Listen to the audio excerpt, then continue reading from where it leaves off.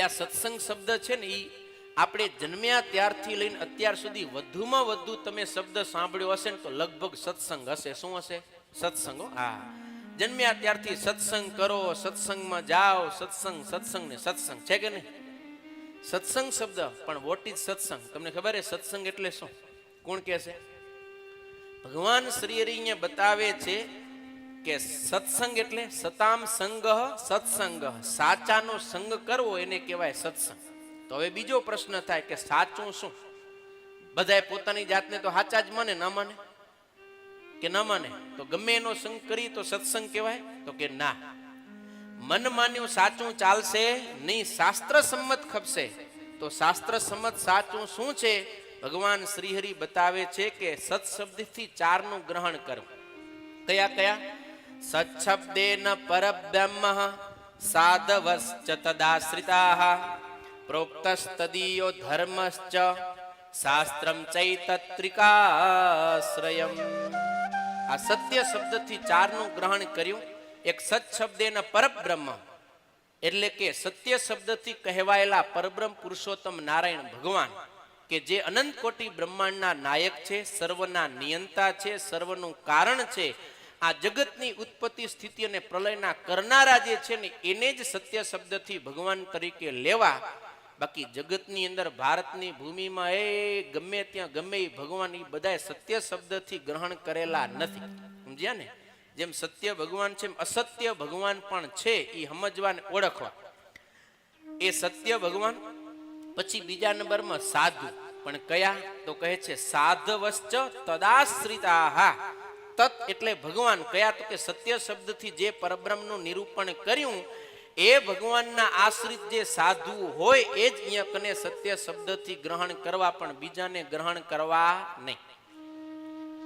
તદ આશ્રિત એટલે કે આ ઉદ્ધવ સંપ્રદાયમાં જે પરંપરા છે, રીતિ છે, દીક્ષા વિધિ છે, દેશ વિભાગની રીતિ છે, એ પ્રમાણે વડતાલ દેશ અને અમદાવાદ દેશ આ બંનેના ગાદીપતિ આચાર્ય થકી જેણે ભાગવતી દીક્ષા ગ્રહણ કરેલી હોય, ભગવાન સ્વામિનારાયણે પ્રવર્તાવેલા ત્યાગીના નિયમોનું પાલન કરતા હોય, એ સાધુનું જ અહીંયા કને ગ્રહણ કરવાનું છે, બીજાનું નહીં. એ સત્ય શબ્દથી સાધુ કીધા. ત્રીજા નંબરમાં પ્રોક્તસ્તદીયો ધર્મશ્ચ, એ ભગવાન અને એ સાચા સંત દ્વારા કહેવાયેલો જે ધર્મ એ સત્ય શબ્દથી ગ્રહણ કરો. અને ચોથા નંબરમાં શાસ્ત્રમ ચૈતત્રિકાશ્રયમ, એ શાસ્ત્ર કે જેની અંદર સત્ય શબ્દથી કહેલા આ ત્રણે ત્રણ ભગવાન, સંત અને ધર્મનું નિરૂપણ હોય એવું શાસ્ત્ર એ ચોથા નંબરમાં ગ્રહણ કરો. આ ચારેનો જે સંગ કરે એને કહેવાય સત્સંગ.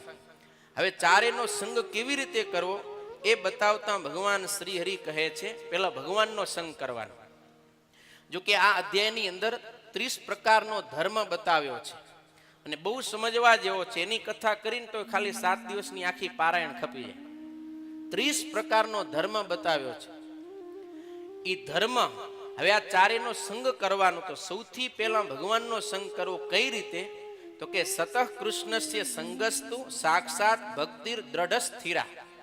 નવધા ભક્તિ જે બતાવી છે, નવધા ભક્તિ કરતા રહેવું ભગવાનને વિશે, ભગવાનની નવધા ભક્તિ કરી એ ભગવાનનો સંગ કર્યો કહેવાય. સાધુનો સંગ કેવી રીતે કરવો? શું સાધુ ભેગે આપણે વિચરણ કરવા ગામડે નીકળી જઈએ સાધુનો સંગ? તો ના, એ લક્ષણ અહીંયા નથી બતાવ્યું.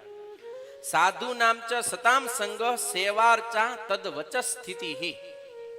સાધુની અનવસ્ત્રાદિકે સેવા કરવી અને તદ વચ સ્થિતિ, સાધુ જે કંઈ વચન કહે એ વચન પ્રમાણે રહેવું, એવું વર્તન કરવું, એ સાધુનો સંગ કર્યો કહેવાય.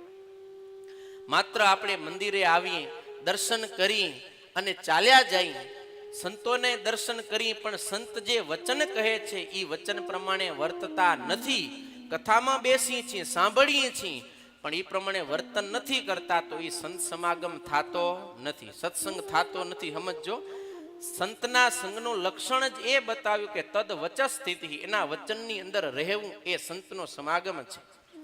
વળી શાસ્ત્રનો સંગ તો શું કીધું? સતત શાસ્ત્રસ્ય સંગસ્તુ કૃષ્ણ ભક્ત્યાદિ પુષ્ટએ શ્રવણમ કીર્તનમ પ્રીત્યા પાઠનમ શ્રાવણમ તથા. સત્શાસ્ત્ર બતાવ્યા છે. અહીંયા 8ની ગણના કરી છે, જે શિક્ષાપત્રીમાં છે એ જ 8 યજ્ઞને ભગવાન શ્રીહરિએ બતાવ્યા. એ ઇત્યાદિક જે સત્શાસ્ત્ર કે જેની અંદર ઉપલા ત્રણનું વર્ણન હોય એવા સત્શાસ્ત્રનું શ્રવણ કરવું, વાંચન કરવું અને એનું મનન કરવું એ શાસ્ત્રનો સંગ છે. નજર ઘણાને કીને કે શાસ્ત્રનો સંગ કરજો તો કે સ્વામી હવે તો મોબાઈલમાં જ બધા એપ્લિકેશન ને પીડીએફ આવી જાય, મારે તો પોકેટમાં જ બધું હોય. તે પોકેટમાં રાખવાથી સંગ થઈ જાય? પણ એને કુકદી ખોલીને વાંચીએ ત્યારે શાસ્ત્રનો સંગ થાય. ભલે મોબાઈલમાં હોય, એપ્લિકેશન હોય કે પીડીએફ હોય, પણ ખોલીને આપણે જ્યારે વાંચીએ, એના અર્થને વિચારીએ ત્યારે આપણે શાસ્ત્રના ખરા અર્થને પામી એ શાસ્ત્રનો સંગ કર્યો કહેવાય. આવી રીતે જે સંગ કરે એને સત્સંગી કહેવાય. એતે સામહિ સતામ સંગો યેસા મિદ્રુગ ભવેદ ભુવિ સત્સંગિનસ્તે કથિતા સંપ્રદાય ઇહૌ ધવે. આવી રીતે ચારેનો સંગ કરે એને ઉદ્ધવ સંપ્રદાયમાં સત્સંગી કહેલા છે. હવે જરીક વિચારો તો, આપણે આપણી જાતને સત્સંગી કેવડાવીએ છીએ, પણ ખરેખર આવા સત્સંગી છીએ કે નામ માત્ર છીએ? જો આવા સત્સંગી હોય તો વાંધો નહીં, બહુ સારું, એમાં હજી પાકા થાવ. જો આવા ના હોય તો હવે આપણે આવા સત્સંગી થવાનું છે, તો આ કથા આપણી સફળ થશે. જો આપણે સત્સંગી કાચા હતા ને એવા રહ્યા 7 દિવસને અંતે, તો પછી ભાઈ ફાયદો છે. માટે કંઈ પણ કચાશ હોય, ખોટ હોય, એ ટાળીને પણ આપણે પાકા સત્સંગી થાવ.